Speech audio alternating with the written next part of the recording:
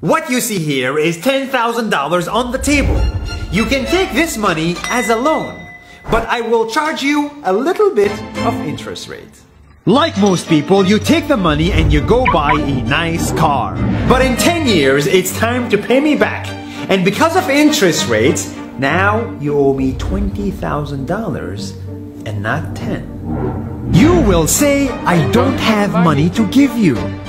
And if you don't, I take your car and a piece of your house.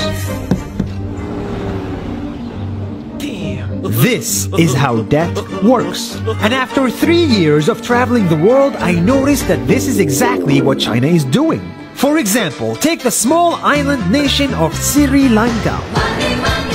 This developing country needs money and China has a lot of it.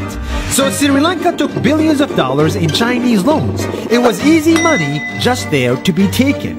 And with that, they built skyscrapers, highways, airports, and shipping ports. The country grew and prospered. But few years later, this easy money came with interest rates, and Sri Lanka was so much in debt that it couldn't pay back China its money. And the only way out was to give China control of what they had built. In other words, Sri Lanka lost a piece of its home to China because of debt. This is the Chinese money trap. And it's a real thing I saw all over the world. In Papua New Guinea, I saw $2 billion in loans given by the Chinese to build skyscrapers, infrastructures, and ports. But there is no way this remote developing country can pay it back or its interest rate, and the only way out is to give China control of the country. In the Maldives, Pakistan, Malaysia, Laos, Kazakhstan, Mongolia, Egypt, Kenya, and South Africa,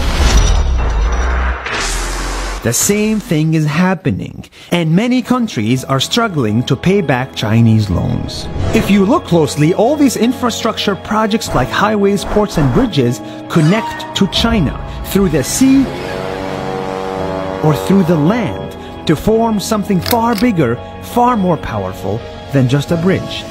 A new Silk Road.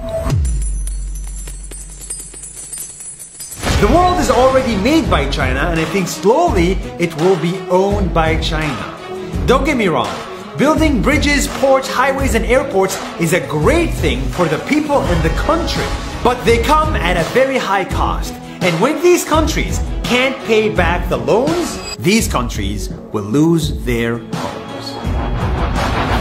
One thing my parents had taught me is that there's no such thing as a free lunch or a free ride. So if we're not careful with our money or other people's money, then we better start learning Chinese. 下周见。